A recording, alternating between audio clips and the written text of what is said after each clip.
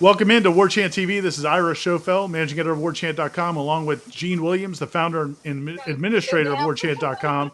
And we're joined today by somebody that you guys know very well, an FSU legend, former NFL running back Dexter Carter, who has been back in the news a little bit this week because his son Devin just committed to Florida State University, following in the footsteps of his old man. So, Dexter, thanks a lot. We're going to talk about that and talk a little bit of some of the glory days. Really appreciate you being with us. How are you doing, Dexter? Hey, I'm doing wonderful, Ira and Gene, man. It's glad to, good to be with you guys, and especially with familiar faces, man, from back in the day, individuals that can bridge the old with the new, and know how this program was built from Coach Bowden and those great players that he brought through the program that just built what people see now. So it's great to be with you guys. Well, thanks. And that's kind of one of the things we want to touch on is this is such a cool story because everybody knows about you and your history at Florida State and what you did in the league, but now that another generation's coming along, and I was curious, just the difference between when you were coming out of high school out of South Georgia. A lot of people, there was no rivals or On Three or 247, Right. and you would, I guess, go to camps at colleges, but how different is it compared to now what Devin's been through? Devin's being recruited by Alabama and Georgia and Florida State and all these schools in this era. Have you ever taken any time to think about how different it is for you compared to what he's going through compared to what you went through? Absolutely. Because coaching from Pop Warner up to Florida State allows me to think about it, and then having Dexter Jr. come along, and now Devin. So I obviously see the changes, and one of the biggest changes is I grew up in Baxley, Georgia, with three red lights and a flashing light, and and even rushing for 1,800 yards, as a junior, and being all state, but being 155 pounds, didn't get many people looking at you, because they thought you were too small, until the one thing that separated it and created, the opportunity for me was I don't know where I got this from, but I went to my head baseball coach and my running back coach after my junior year of high school, or surely after my junior year of football. And I said, "Hey, coach, I want to go to a football camp." I have no idea where I got that from. There was nobody that came before me that went to a camp. I do think, sometimes God, intervenes, or maybe all the time, and you just say things because that's all I can point it to. And he came about 2 to 3 weeks later. He came back with one application, and I just knew it was, Georgia Bulldogs, because I was a Georgia Bulldog fan, Atlanta Braves, Atlanta Falcons, and it was one application, and it was Florida State. I had never heard of Florida State, surely didn't know who Coach Bowden was, and but you know what, my mom went above and beyond, and um, you know somehow got the money to let me go to the football camp. Um, and So I went up to Bobby Bye football camp. I remember he signed probably about 6 or 7 guys from that camp. It was Leroy Butler, Bill Reagan. It was quite a few of us, but I had a good camp. And that's why I believe in camps today, because, I was able to obviously run fast, get his attention. And I remember he called me in on the last day of camp and said, "Hey, I didn't know who you were prior to you coming to camp, but he said, we're going to check your grades, and, if they're up to standard, we're going to offer you a scholarship. He said, I'm offering you a scholarship. It's all predicated on your grades." Man, he had me at hello. It was the first, I had gone to Georgia Southern game or two over the years, because I had a cousin that played on Irk Russell's first Georgia Southern team.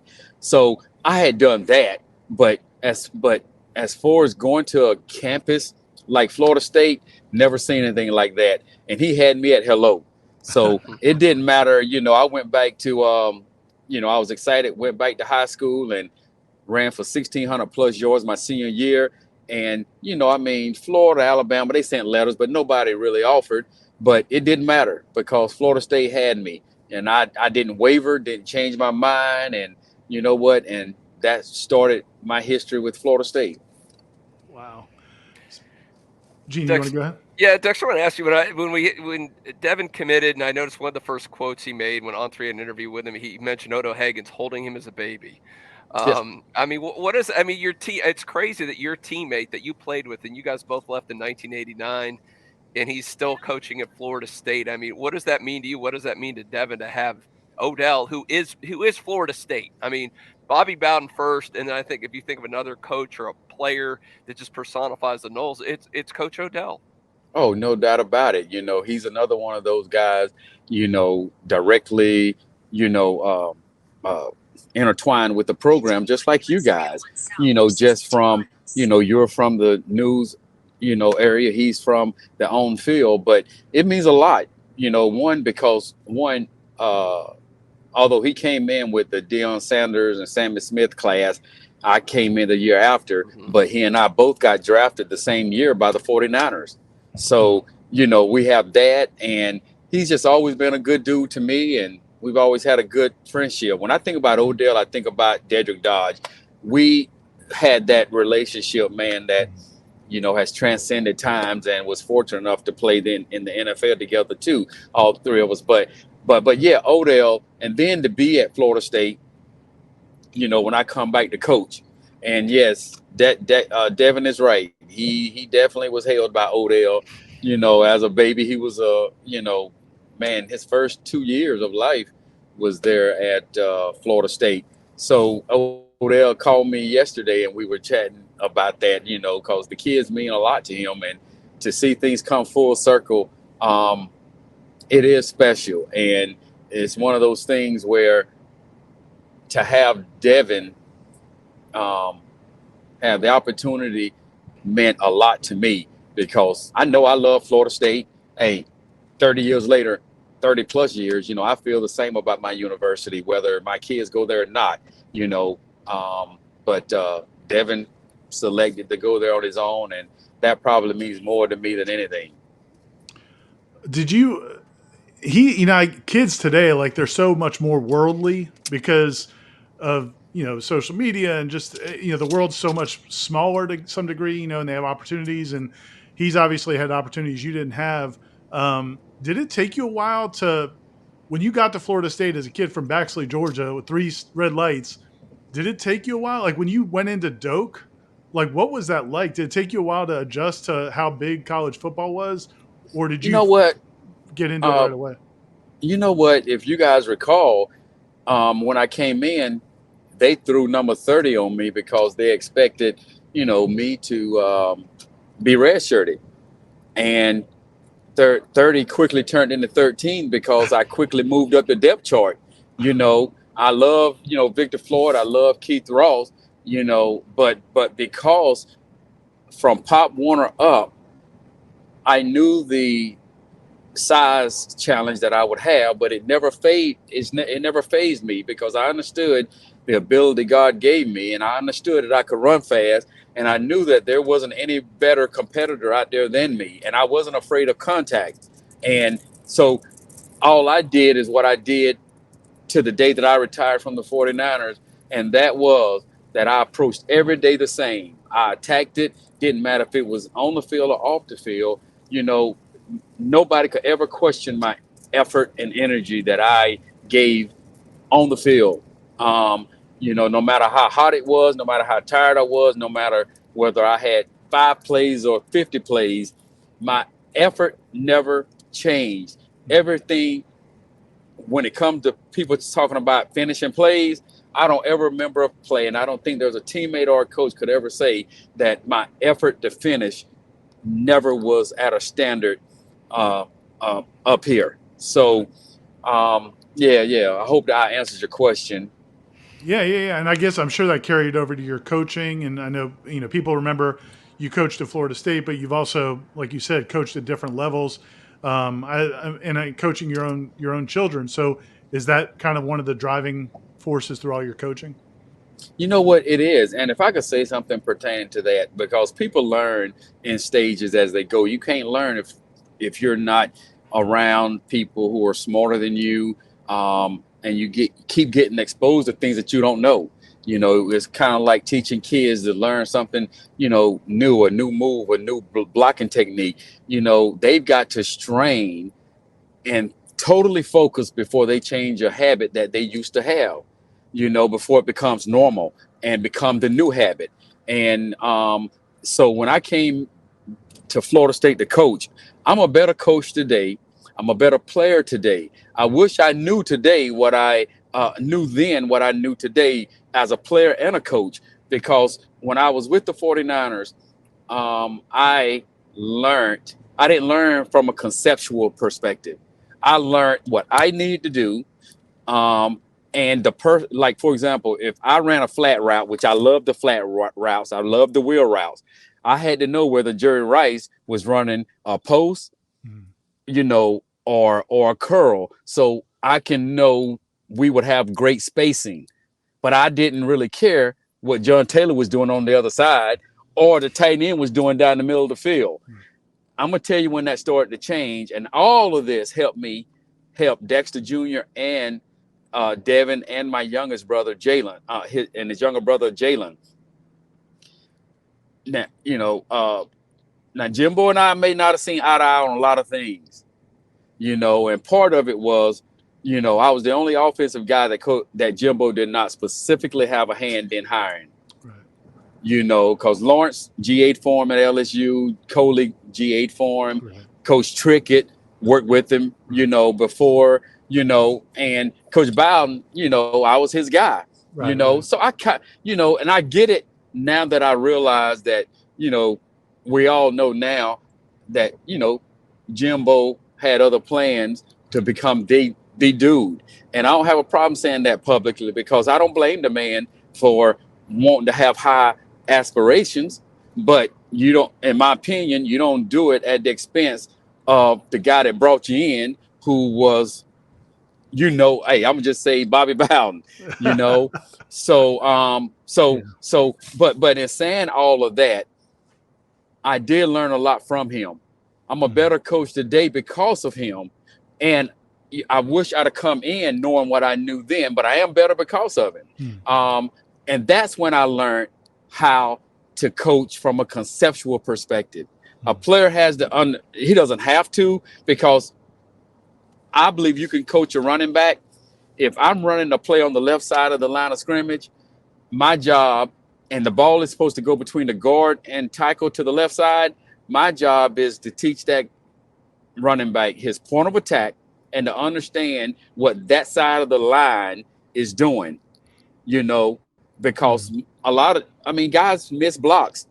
And I tell them, hey, you know where the point of attack is? Hey, after that, you have got to do what you do. That's why I don't tell people where to run the ball.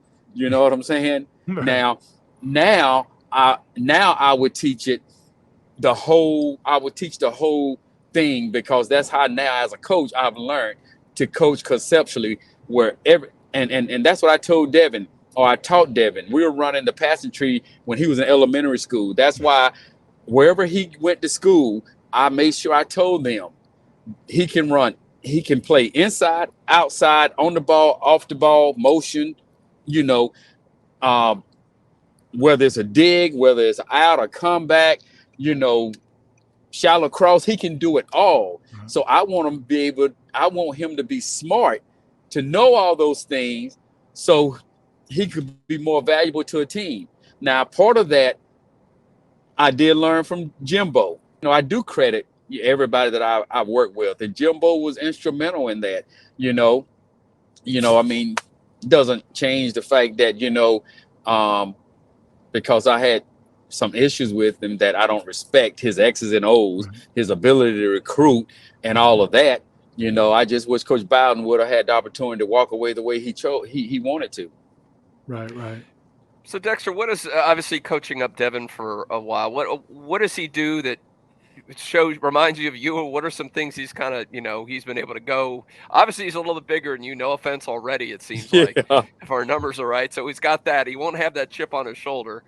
But what is Florida State going to get? And I know he's still 3 years away, so who knows how much more he could develop in the next year. But right now, what do you see out of him? What does he do really well? I had a demand when he was born. and that was, you got to be bigger than me, and I got to look up to you. Okay, so so I can say my 15-year-old and Devin and my and Dexter Jr. they granted me that. And the other thing was, I told them after Pop Warner, you will not play running back, because Okay. running back Yeah. is an undervalued position. So I made sure that was not their role. So that's why they're receivers. And the one thing that Devin has is activeness that I had, and I just think is innate. Maybe it does come from me and in his genes, and I don't really know, but I do know his competitiveness is off the chart. And when he plays as if he's playing against himself. Because I told him, I said, when we practice and prepare, always practice as you're going up against somebody equal to or better than you. That way you can't slack off. Your effort can't be substandard. And the ability, I guess you can say that is somewhat inherited. But I tell you what, he's competitive. And when I'm very tough when I coach. If you stretch wrong, I know you're cheating. And that cheating might come back to hurt you. And if you cheat in stretching, you're going to do it on the field, and it's going to hurt us at some point. Players do it. That's why I like watching more than a highlight film. I like watching games, because that's going to tell me more about you than that highlight, because things aren't always going to be easy. So when I watch Devin, I try to find areas where I want to question or say, dang, he should have did this. But I'm going to tell you, when he run a comeback, when he do a dig, he do a post, I'm like, I did a hell of a job. I mean, and I'm not being, egotistical. He just has that competitiveness, and he gets it done, man. He fights for that ball. If that ball is in the air, see, like a lot of people who may not have seen him, not know much about him, but they see his highlights. Oh, early on it was, oh, he's getting over the top, he's out jumping people, all of that, because if an athlete is better than another guy and the ball's in the air, he's probably gonna beat him to it. But Devin has enough film to where he shows, one, he can go over the top, but that makes those other intermediate routes even better. So he can run that comeback, he can run that short curl, deep curl, that dig at 12, that shallow cross, that deep over, and the one thing that I wanted to do in college is, and it's what we did in the NFL a lot, is when you do those shallow crosses and those overs, and I like motioning, because motion, and we did this against Dion when Dion left us and went to Dallas to get, not that Jerry couldn't get off the ball, but we just mixed it up. We would put him off the ball, motion him, because they would tell us whether they were in zone or man. So when you're doing a lot of those over routes, I always tell Devin, as you're doing a shallow cross or a deep over, you never look back at the quarterback immediately, because the quarterback's not ready to throw the ball. You need to be looking straight. And if you run in the zone, if that guy that you just passed is running with you or he's not. And if he's not going with you and you're looking straight ahead, whether that guy is sitting in a zone. What you do, you run full speed. And when you get pretty much in the middle of both of them, I mean, you got to have good feet and hips, but you got to stop immediately.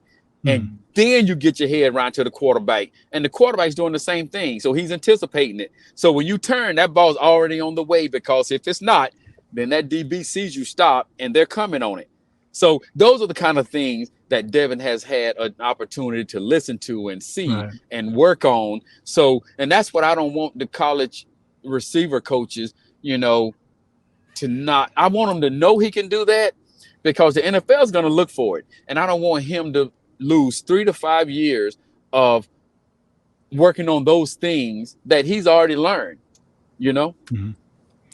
Did when it comes to his, I guess, decision, I mean, I know you bleed garnet and gold. I mean, you have, and you, as much as any former player that comes around, you can just tell when you talk to Dexter that he loves Florida State. But if the program wasn't heading in the right direction, would you have been a little skeptical? And how good do you feel about kind of where things are going with the program? Well, it depends on where the program in your scenario. It depends on if they're on the upswing, um, and moving in the right direction.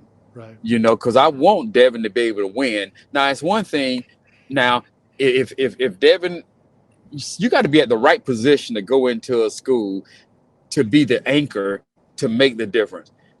If the program's not doing well and they want Devin to be an anchor, but they have no quarterback Right. in sight, I'd be crazy to advise him to go because, one, we're winners. We want to win. Right. I want to help Florida State win, but if he is the guy that got to help us win, but he's not in a position, like a quarterback, I mean, I would advise him appropriately, but the thing that made the difference is that there's a man in position that has shown that he is doing the right things to put the program in the right direction. Right. And he is holding those players accountable. I remember 4 or 5 years ago coming to a game, and man, I was frustrated with those players because I saw guys out there playing terrible, then make a play, put their hands up in the air, beat their hands on their chest like I'm the guy. Dude, what about that? The majority of the plays where you getting beat on, you ain't beating on your chest then. Just play the game.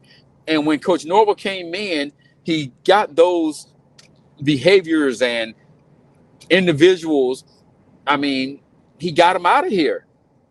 And there's a big difference. So the difference now for Devin is he's got a team that won. I think last year speaks for itself. You start out, nobody knows what Coach Norvell is going to do. They start out and they beat LSU. Very, very tough game, but they won. And then they finish in the top 10. That's showing progress.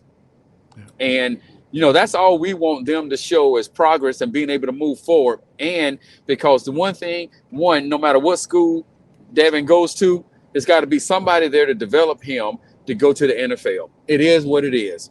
Yeah. And we're not talking about free agency, and we're not talking about late rounds. He has the ability that God blessed him with that if continuously developed, he can be that. Now, I'm not going to lie. I compiled the top 10, and I don't think it's any far off than if you did your research, you find out the top 10 teams in the country that in the last 10, 12 years that has developed the most drafted wide receivers. Devin's been offered by 3 of them: Alabama, Georgia, Florida, LSU. Actually, 4 of them. Florida State's nowhere in there. So you can ask your question, dang, why would Devin commit then? Well, I'm just telling you what he told me, because we did not go there this past weekend for him to commit. We were on a end of the sophomore year after the season, win a state championship, and then, commit. But we had gone on all the visits. I didn't rob him of sitting down with Nick Saban. I didn't rob him of sitting down with Hugh Freeze, whom I highly respect.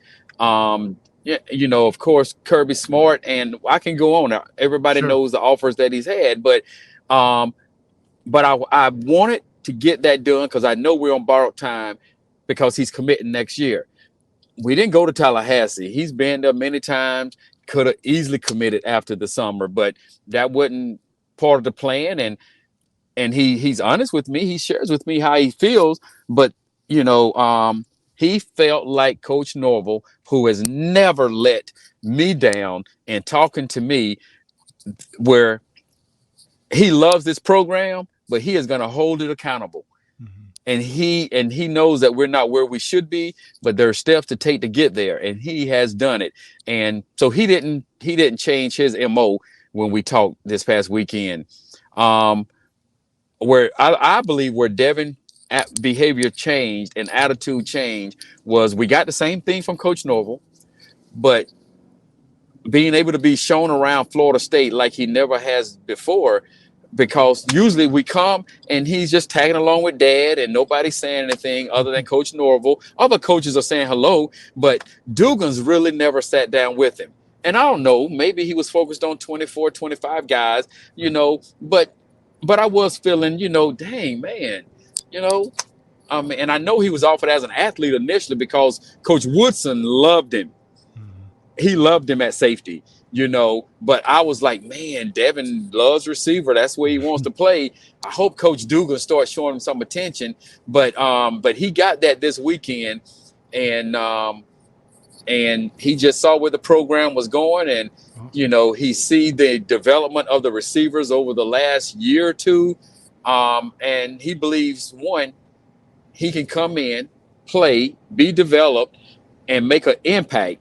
Now the two things that that Devin probably hadn't said, but now we want to win, and we think it's about time that the ACC championship comes back to Tallahassee, and we got to get through Clemson to do it. So that's that next big step, and if we get and when that happens, then the next big goal is he wants to play in the playoffs.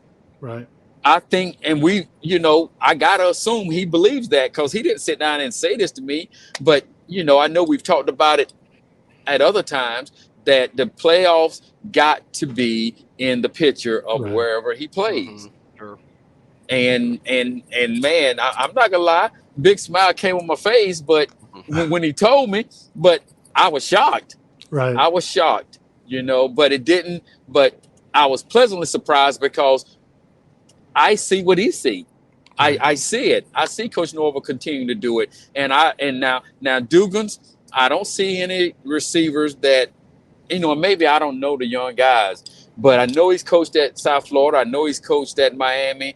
I know he had that one player at the Jets that played. That's with the Dolphins now. But I'm just be honest, I don't know any other players, but I do believe that that he's developing players right now.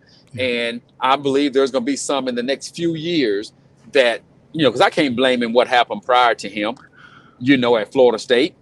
But as I said, it would be easy to say, go to Georgia, go to Florida, go to LSU, Alabama. They are putting them in the league. Right. You know what?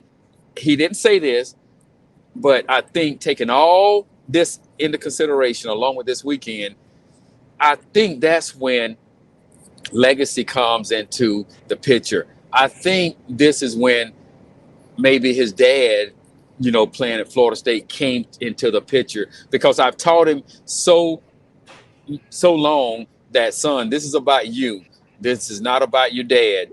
And Coach Norvell told him the same thing. He said, hey, we respect your dad and love that he's a Seminole, but I'm offering you, and I want you here because of you and your talent and what you're able to, we believe, bring here and help us do. So, man, it's exciting. That's awesome. Hey, Dexter, it's been great. I got to run. I don't know, Ira, if you have another question. Yeah, I got one more. Gene, you got to go? Yeah. Thanks, guys. Okay. Thanks, my man. Yep.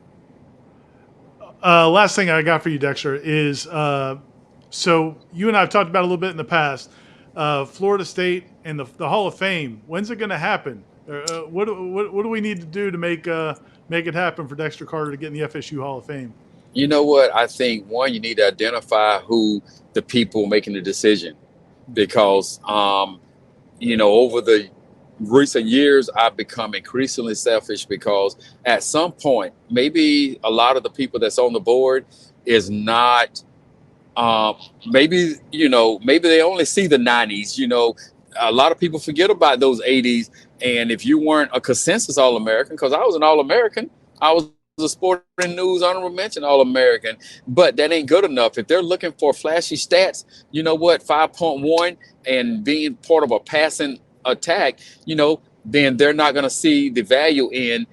Back then, it was about the impact you had on games, and and especially Miami, the impact was great. So it's frustrating, because when I see my college roommate, whom I love, and hey, I'm not gonna. Hey, he's great. He's in the Hall of Fame, But when I look at, you know, my room doom, I call him Edgar Bennett, and I look at his stats, and I see William Floyd and his stats from a leadership. I'm not questioning their leadership, but I mean, let it be across the board, you know, but judge a player based on his era and when he played and the impact on games, not just who was your consensus All-American, who had the flashy stats.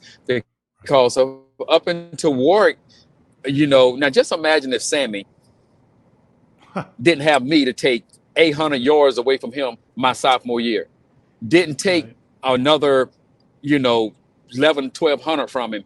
But it was the same thing vice versa. He was there 3 years with me, you know. And if I'd had a chance to, you know, carry the ball the way some of them did, my stats would be flashy. So I think somebody's going to have to educate them on the reasons why, instead of just looking at the surface. Because I am getting mad. I'm just being honest, Ira. You know. That's why I want. If we had you on, I couldn't let you not talk about it and here's the thing, Dexter. I talked to somebody at FSU during the season. I said, "Explain to me how Dexter Carter's not in the Hall of Fame," and their response was, "He's not." Like they assumed you were.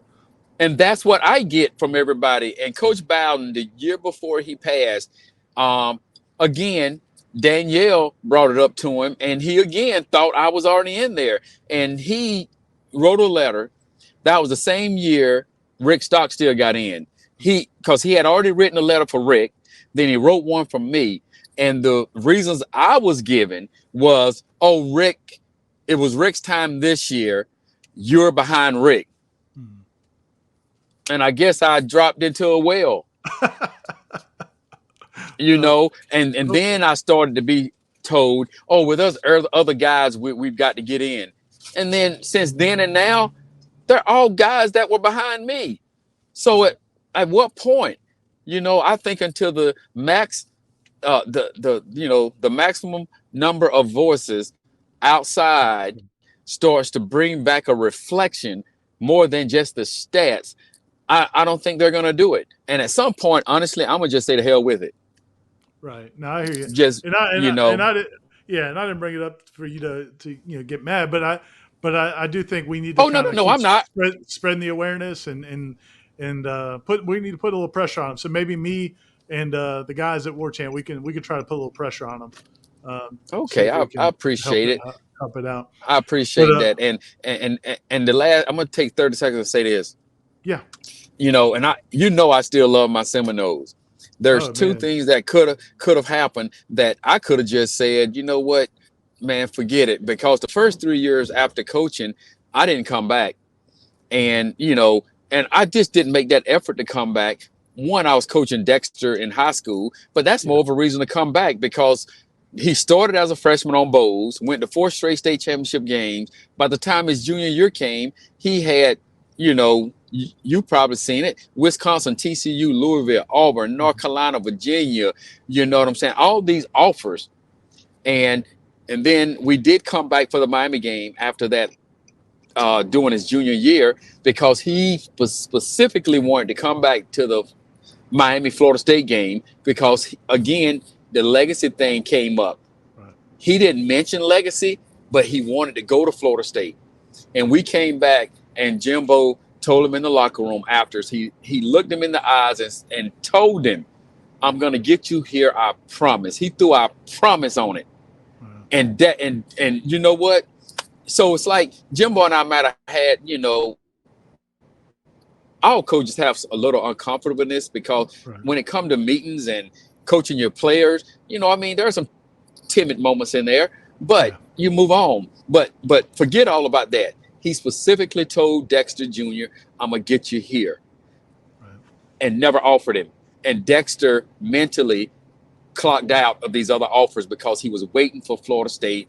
And you know what? All these opportunities that he didn't jump in with started letting guys jump in and take that spot, that spot that was Dexter's. And you know what? I ain't gonna lie, I became bitter. And that's why, you know what? I didn't tell Devin I didn't want him to go to Florida State. I didn't tell him I wanted him to. I didn't say anything. I just did what a and a coach supposed to do, expose him to the opportunities and possibilities. That way he can make an informed decision. And Florida State was in there. So that's why I say Devin didn't specifically say anything about legacy. He didn't say anything specifically about that. Maybe if y'all talk to him, he might. But I think it may have fed into that. But I gave him the information that he needed to make a good decision. But for me to still feel the way that I do about Florida State after, not being in the Hall of Fame and Dexter Jr., it changed Dexter's trajectory to where he's at right today. Dexter, just some things that went on at Georgia Southern, because he ended up committing to Georgia Southern and Chad Lunsford the last couple of days, actually the last week. And then he decommitted on signing day because he thought one of those other teams was going to come back. And sometimes we do. Sometimes, when somebody decommits or they go elsewhere, they come back and we have room for them. He thought that was going to happen and it didn't. And he committed to Georgia Southern, decommitted from Chad Lunsford. And then let's just say Chad Lunsford eventually becomes the head coach. And Dexter eventually decided he wanted to go to Georgia Southern because his girlfriend from Jacksonville that he had just met was a Georgia Southern student. And he walked on. He applied, got accepted, walked on. And by the time that happened, Chad Lunsford was the head coach, and Chad Lunsford kept him in the doghouse for 6 years. Wow. Dexter played like he was, on scholarship, and Chad didn't get that boy a scholarship until the COVID 6 year. Wow. Now that's ridiculous, man. So anyway, what I'm saying is that changed Dexter Jr.'s. I mean, he don't even want to talk football today. Really? Because it changed his thought process on it, and I feel like I failed him. I felt like I did not control the situation enough, and I didn't want to disappoint him because he was that Florida State lover, just like Devin, but the way Devin or committed to Florida State was the right way, and I'm proud of that. Awesome. Well, I know you're still driving. You got a big 7-on-7 tournament this weekend, and look forward to seeing more of what Devin does, and excited for him. And congratulations again, man. And look forward to seeing you again soon, Dexter. And we'll, like I said, we'll keep up the pressure here, trying to get you in the FSU Hall of Fame.